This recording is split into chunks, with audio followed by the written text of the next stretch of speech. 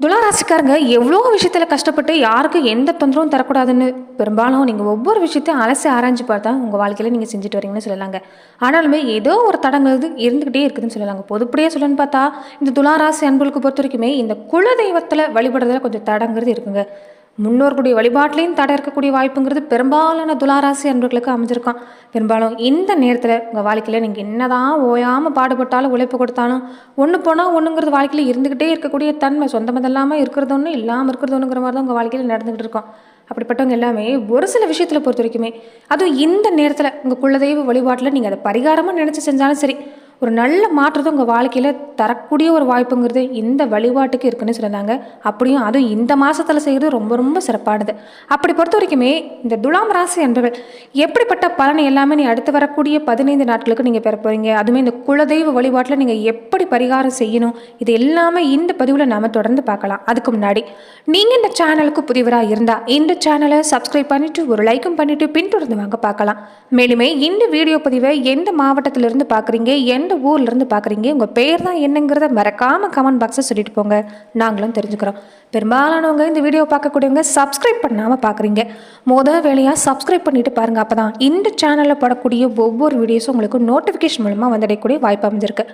பெரும்பாலுமே ஒரு குடும்பத்தில் என்ன தான் நீங்கள் கடுமையான உழைப்பு கொடுத்தாலுமே பாதிப்பு ஏன் இருக்குதுன்னா குலதெய்வ வழிபாடு சரியாக செய்யாமல் இருக்கிறதுனால தான். நீங்கள் என்ன தான் ஏறாத கோவிலில் கும்பிடாத சாமியிலன்னு ஊராக கோவிலாக நீங்கள் சுற்றி தெரிஞ்சாலுமே வாழ்க்கையில் நல்ல மாற்றம் நினைக்கக்கூடியது அதிகமாக இருப்பீங்க.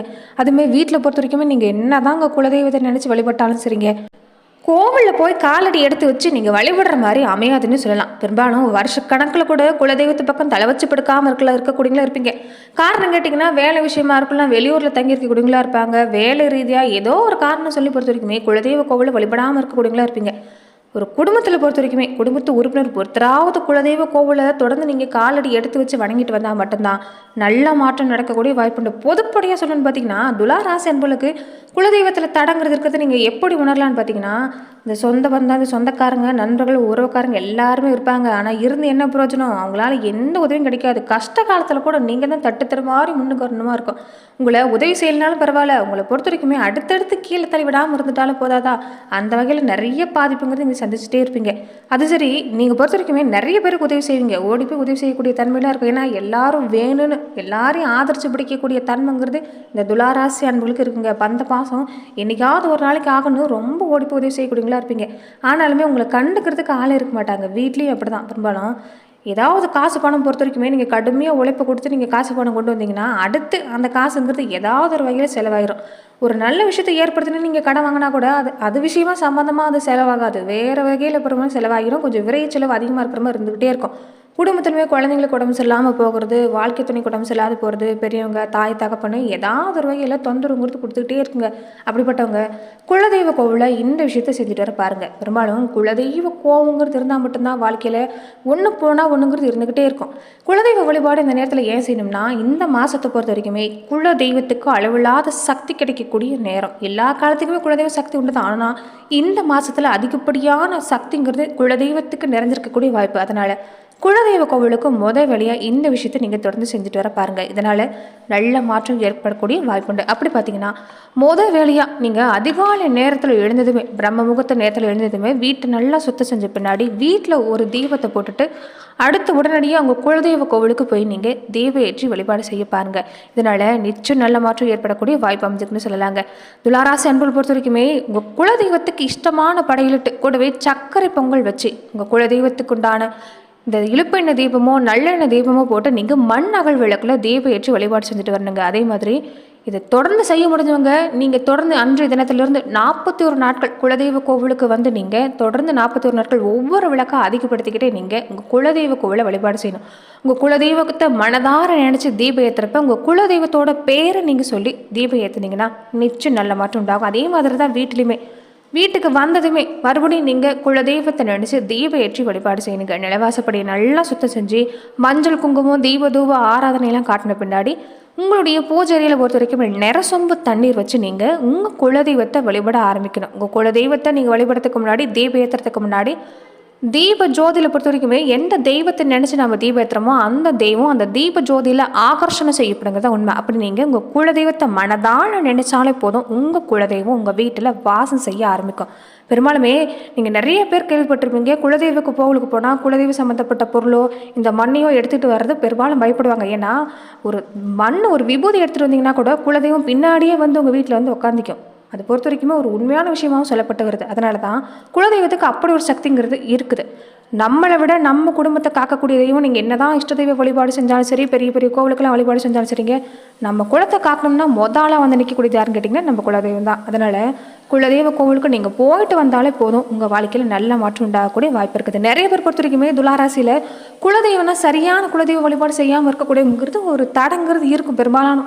அது உங்கள் ஜாதக ரீதியாக நீங்கள் எடுத்துகிட்டு போய் பார்த்தனாலும் நிறைய பேர் சொல்லிடுவாங்க. பெரும்பாலுமே குலதெய்வத்தை பொறுத்த வரைக்குமே ஜாதக ரீதியாக தெரியாதவங்க உங்கள் சுய ஜாதகத்தை பரிசோதனை செஞ்சு தெரிஞ்சுக்கலாம். குடும்பத்து பெரியவங்க கிட்ட குலதெய்வம் என்னன்னு கேட்டு தெரிஞ்சுக்கலாம். அப்படின்னு தெரியாதவங்க பொறுத்த வரைக்குமே நீங்கள் செய்யக்கூடிய விஷயம் என்னன்னு பார்த்தீங்கன்னா, வீட்டில் இந்த குத்து விளக்கு இருக்குதுல்ல, அந்த குத்து விளக்கில் 5 முகத்துலையுமே நீங்கள் திரி போட்டு, முடிஞ்சவங்க இந்த வாழைத்தண்டு திரிங்கிறது கடையில் வச்சு விற்பாங்க, அந்த வாழைத்தண்டு திரியை காய வச்சு நீங்கள் பன்னீரில் நினச்சி கூட உங்கள் குலதெய்வத்தை மனதார நினச்சி தீபம் ஏற்றி வழிபாடு செய்ய பாருங்கள். தீபம் ஏற்றுறப்ப புது வஸ்திரம் அந்த குத்து விளக்குக்கு நீங்கள் சாத்தணும். அது உங்கள் குலதெய்வமாகவே பாவிக்கணும். அப்படி பாவிச்சு என்ன தப்பு செஞ்சிருந்தாலும் சரி, என்ன குறை இருந்தாலும் சரி, அதை மனதார மன்னிச்சு எங்கள் குலதெய்வம் எதுங்கிறத எங்களுக்கு காட்டி கொடுங்கன்னு நீங்கள் மனதார வேண்டிக்குங்க. தொடர்ந்து தெரிஞ்சவங்களா இருக்கட்டும், தெரியாதவங்களா இருக்கட்டும், வீட்டில் பல தடை இருக்குது, நல்ல விஷயமே நடக்கலைன்னா இந்த விஷயத்தை தாராளமாக செய்யுங்க. கண்டிப்பாக நல்ல மாற்றம் ஏற்படக்கூடிய வாய்ப்புண்டு. அதே மாதிரி பெரும்பாலும் இந்த 7 தலைமுறைகளாக உங்கள் பங்காளிகள் எங்கே வாழ்ந்துட்டு வராங்களோ அந்த இடத்துல போய் நீங்கள் விசாரித்தாலுமே உங்கள் குலதெய்வம் எதுங்கிறது தெரிஞ்சிடும். அப்படியும் தெரியாதவங்க இந்த விஷயத்தை நீங்கள் தொடர்ந்து செஞ்சுட்டு வர பாருங்கள், நல்ல மாற்றம் காத்திருக்குது. அதே மாதிரி தான் இன்னொரு முறை என்னென்னு பார்த்தீங்கன்னா, வீட்டு தலைவாசப்படி நிலையை கழுவி மஞ்சள் பூசி குங்கும சந்தனம் வச்சு புது துணி சாத்தி இதே மாதிரி வெத்தலை பாக்க பழ வச்சு பொங்கல் வச்சு நீங்கள் இந்த விஷயத்தை செஞ்சுட்டு வந்தாலுமே குலதெய்வங்கிறது உங்கள் வீட்டில் தங்க ஆரம்பிக்கும். இப்படி நீங்கள் தீபத்துக்கு நீங்கள் வழிபாடு செய்கிறப்ப உங்கள் குலதெய்வமாகவே நினச்சி நீங்கள் வழிபாடு செய்கிறதா ரொம்ப ரொம்ப முக்கியம். இதனால் குலம் தழைச்சி வரக்கூடிய சந்தோஷம் இருந்து ஒரு சந்ததி உருவாகணும்னா குலதெய்வ வழிபாடு ரொம்ப ரொம்ப முக்கியங்க. இதில் மிகப்பெரிய விஷயம் என்னென்னு பார்த்தீங்கன்னா, அன்னதானம் செய்கிறதான். உங்களால் முடிஞ்சதை நீங்கள் இந்த நேரம் அன்னதானமாக செய்ய பாருங்கள். கண்டிப்பாக நல்ல பலன் கிடைக்கக்கூடிய ஒரு வாய்ப்பு அமைஞ்சிருக்குன்னு சொல்லலாங்க. குலதெய்வ கோபங்கிறது குலதெய்வத்தை வழிபட பார்க்கறதால மட்டும் வரதில்லை. பெரும்பாலுமே நம்ம வீட்டில் இருக்கக்கூடிய வயசானவங்களை பார்க்காம விட்டுட்டாலும் சரி, பெற்றவங்களை பார்க்காம விட்டுட்டாலும் சரி, இந்த முறையாக இந்த முன்னோர்களுக்கு தர்ப்பணம் கொடுக்காம விட்டாலும் சரி, பெண்கள் மனசை கஷ்டப்படுத்திக்கிட்டே இருந்தாலும் சரி, இந்த பசு மாதிரி வாயில்லாத ஜீவன்களை வதப்பட்டாலும் சரி, இந்த குலதெய்வ கோபங்கிறது இருக்கும். இந்த மாதிரி விஷயத்தை தெரிஞ்சு செஞ்சுருந்தாலும் சரி, தெரியாமல் செய்திருந்தாலும் சரி, நம்ம சந்ததியில் யாராவது செஞ்சுருந்தாலும் சரி, மனதார உங்கள் குலதெய்வத்திட்ட மன்னிப்பு கேட்டுட்டு தொடர்ந்து இந்த விஷயத்தை நீங்கள் செஞ்சுட்டு வர பாருங்கள். உங்களால் முடிகிறப்ப எல்லாமே இந்த தீபம் ஏற்றுறப்ப ஒரு 108 முறையும் உங்களால் எவ்வளோ முடியுமோ அத்தனை முறை மனமுருகி உங்கள் குலதெய்வத்தை நீங்கள் வழிபாடு செஞ்சுட்டு இருந்தாலே குலதெய்வத்தோட கோபங்கிறது தனிக்கூடிய வாய்ப்பு இருக்குது. இது மிகப்பெரிய விஷயமே கிடையாது, ஒரு சின்ன சாதாரண விஷயம் தான். உங்கள் குல விளக்கப்படி உங்கள் குலதெய்வத்தை நீங்கள் வழிபாடு செஞ்சுட்டு இருந்தாலே எல்லாமே சரியாகக்கூடிய வாய்ப்புங்கிறது அமைஞ்சிருக்குன்னு சொல்லலாங்க. நிறைஞ்ச வெள்ளிக்கிழமை இல்லைன்னா செவ்வாய்க்கிழமை இப்படி நீங்கள் எந்த நாள் வேணாலும் சரி இந்த விஷயத்தை தொடர்ந்து நீங்கள் செஞ்சுட்டு வர பாருங்கள். கண்டிப்பாக நல்ல மாற்றம் நடக்கக்கூடிய ஒரு வாய்ப்புன்னு சொல்லலாம். இனி வரக்கூடிய நாட்கள் பொறுத்த வரைக்குமே துலாம் ராசி அன்பர்களுக்கு எப்படிப்பட்ட பலன்கள் அடுத்து வரக்கூடிய 15 நாட்களுக்கு உங்களுக்கு கிடைக்க போகுதுங்கிறத மேலுமே நாம் இந்த பதிவில் பார்க்கலாங்க. எத்தனையோ கிரக மாற்றம் நடந்தாலும் சரிங்க, எத்தனையோ குழப்பம் நடந்தாலும் சரிங்க, இந்த குலதெய்வ வழிபாட்டை மட்டும் மறந்துடாதீங்க. இதை செஞ்சுட்டு நீங்கள் தொடங்க பாருங்கள். கண்டிப்பாக நல்ல மாற்றம் நடக்கக்கூடிய வாய்ப்பு அமைஞ்சிருக்கு. இனி வரக்கூடிய நாட்கள் பார்த்தீங்கன்னா துளாராசி அன்பர்களுக்கு நிறைய நல்ல மாற்றம் காத்திருக்குதுங்க. கொஞ்சம் அதிகப்படியான வேலை இருக்கும், வேலை சுமக்க முடியாத அளவுக்கு இருப்பீங்க. இருந்தாலும் இந்த நேரம் உங்களால் கொஞ்சம் கவனம் கொடுத்தீங்கன்னா எல்லாமே சாதகமாக முடியக்கூடிய வாய்ப்பு இருக்குது. வேலையில் பொறுத்த வரைக்குமே பிரச்சனைங்கிறது சின்ன சின்னதாக இருக்கும், ஆனாலுமே நன்மைங்கிறது காத்திருக்குன்னு சொல்லலாங்க. அது மட்டும் இல்லாமல் குடும்ப வாழ்க்கையிலுமே நல்ல செய்திங்கிறது இனி வர காத்திருக்குது. தொடர்ந்து குடும்பத்தோட பயணங்கள் எல்லாமே மேற்கொள்ள போகிறீங்க. பயணமும் சிறப்பாக அமையக்கூடிய வாய்ப்பு இருக்குது. வேலை செய்கிற தொழில் பொறுத்த வரைக்குமே இந்த நேரம் உங்களுக்கு அற்புதமாக தான் அமைஞ்சிருக்குன்னு சொல்லலாங்க. நிறைய பேர் பொறுத்த வரைக்குமே வெளியூருக்கு போகக்கூடிய வாய்ப்பு, வெளிநாட்டுக்கு போகக்கூடிய வாய்ப்பு எல்லாமே இருக்குது. ஆனால் ஏதோ ஒரு விஷயத்துக்கு காரணம் காட்டி இந்த நேரத்தில் குடும்பத்தில் பொறுத்த வரைக்குமே கொஞ்சம் பிரிவுங்கிறது இருக்குங்க. அதே மாதிரி தான் வாய் வார்த்தையிலையும் பொறுத்த வரைக்குமே கொஞ்சம் கவனம் கொடுக்கணும். வேலை சும்மா அதிகமாக இருக்குது தான், ஆனால் அதுக்காக அதை குடும்பத்தை கொண்டு வந்து காட்டாதீங்க. குடும்பத்தில் இருக்கக்கூடியவங்களும் இந்த நேரம் நீங்கள் கவனிக்கிறது நல்லது. இதனால் உங்களுக்கு குடும்ப வாழ்க்கையும் சரி, பொருளாதார நிலையும் சரி, ஒரு நல்ல பலன் கிடைக்கக்கூடிய வாய்ப்பு இருக்குது. சுக்கரன் குருவோட இணைஞ்சி இந்த நேரம் அமர்ந்திருக்கக்கூடிய தன்மை குடும்பத்தில் இனி மகிழ்ச்சியான செய்தி காத்திருக்குன்னு சொல்லலாம். நிறைய பேர் சொந்த வீடு கட்டணும்னு ஆசைப்படுவீங்க, புதுசாக வண்டி வாகனம் எல்லாமே வாங்கணும்னு ஆசைப்படுவீங்க. அதுவுமே நடக்கக்கூடிய வாய்ப்பு இருக்குது. குழந்தைகளோட வழியில் இது வரைக்குமே நிறைய தடையை சந்திச்சவங்க, குழந்தைகளால் நிறைய பிரச்சனை சந்திச்சவங்களுக்கு கூட அது எல்லாமே நீங்கள் கூட வாய்ப்பு இருக்குதுங்க. நல்ல மாற்றம், வேலை வாய்ப்பு கிடைக்கும். ஆனால் இந்த நேரம் நிறைய நண்பர்கள் கிடைப்பாங்க. நண்பர்கள் வகையில் மட்டும் கவனமாக இருந்துக்க பாருங்கள். நல்லதுன்னு நினச்சி தான் போவீங்க, ஆனால் இந்த நேரத்தில் நிறைய வம்பளை மாட்ட விட்டுருவாங்க. அதனால் கொஞ்சம் கவனம் பாருங்கள். மனசுக்கு சரியில்லைன்னு படுதா யார்கிட்டையுமே இந்த நேரம் அதிகம் நெருக்க வச்சுக்கிறது வேண்டாம். நீங்கள் உண்டு உங்கள் வேலை உண்டுன்னு இருக்கிறது நல்லது. அதுவும் இந்த இளம் வயசுக்காரங்க எல்லாமே இந்த நேரம் கொஞ்சம் ஜாக்கிரதையாக தான் இருந்துக்கணும். காதல் விவகாரத்தில் ரொம்ப ஜாக்கிரதையாக இருந்துக்குங்க. இந்த நேரம் எதிர்பாலின வகையில் தேவையில்லாத சங்கடம் உருவாகக்கூடிய வாய்ப்பு இருக்குது. அதே மாதிரி இந்த நேரத்தில் பொறுத்த வரைக்குமே நீங்கள் எங்கே போனாலும் செல்வாக்கு சிறப்பாக இருக்கும், மதிப்பு மரியாதை சிறப்பாக இருக்குது. ஆரோக்கியத்தில் மட்டும் கொஞ்சம் சின்ன சின்ன பிரச்சனை இருக்கக்கூடிய வாய்ப்பு இருக்கிறதால உடல் ஆரோக்கியத்தில் கொஞ்சம் கவனம் கொடுக்க பாருங்கள். நல்ல வியாபாரம், தொழில் யோகம் எல்லாமே சிறப்பாக இருக்குது. கூடவே தர்ம சிந்தனை சிறப்பாக இருக்குது. யாருக்குமே எந்த சூழ்நிலையும் கெடுதல் நீங்கள் நினச்சதில்லை. அதனால் எந்த காலமும் சிறப்பு தான். எந்த விஷயமா இருந்தாலும் நல்ல சிந்தனையோடு செய்ய பாருங்க. நல்ல மாற்றம் காத்திருக்குது. பெயர் புகழ் எல்லாமே கிடைக்கக்கூடிய வாய்ப்பு இருக்குது. குலதெய்வ வழிபாட்டு கூடவே பக்கத்தில் எந்த பெண் தெய்வ ஆலயம் இருந்தாலும் சரிங்க, சக்தி வழிபாட்டையும் செய்ய பாருங்க. கண்டிப்பாக நல்ல பலன்கிறது இந்த நேரம் துளாராசி அன்பர்களுக்கு உண்டாகக்கூடிய வாய்ப்பு அமைச்சிருக்குன்னு சொல்லலாம்.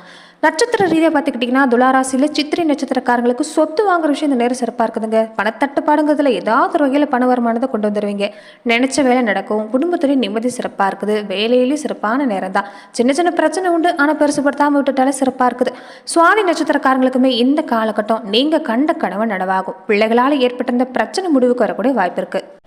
விசாகம் நட்சத்திரக்காரங்களுக்கு நீங்கள் கண்ட கனவு நனவாகுங்க. இந்த காலகட்டத்தில் நெருக்கடிங்கிறது எல்லாத்துலேயுமே இல்லை. கொஞ்சம் அலட்சியமாக இல்லாமல் வேலையில் கவனம் கொடுத்தீங்கன்னா ஆச்சரியப்படக்கூடிய நிலைக்கு வரப்போறீங்க. செல்வாக்கு அந்தஸ்து சிறப்பாக இருக்குது. வசதி வாய்ப்பு சிறப்பாக இருக்குது. பழைய கடனை அடைக்கக்கூடிய நேரம், நிம்மதிங்கிறது உடறக்கூடிய வாய்ப்பு இருக்குதுங்க. எடுக்கிற முயற்சி பொறுத்த வரைக்குமே முயற்சிக்கு தகுந்த மாதிரி பலன் கிடைக்கும். நன்றி நண்பர்களே. மேலும் இந்த மாதிரியான பதிவுகளுக்கு நீங்கள் இந்த சேனலை லைக் பண்ணுங்கள், ஷேர் பண்ணுங்கள், கமெண்ட் பண்ணுங்கள், மறக்காமல் சப்ஸ்கிரைபும் பண்ணிடுங்க. அதே மாதிரி உங்களுடைய குலதெய்வத்தோட பெயர் என்னங்கிறத மறக்காமல் கமெண்ட் பாக்ஸை சொல்லிட்டு போங்க. நன்றி நண்பர்களே.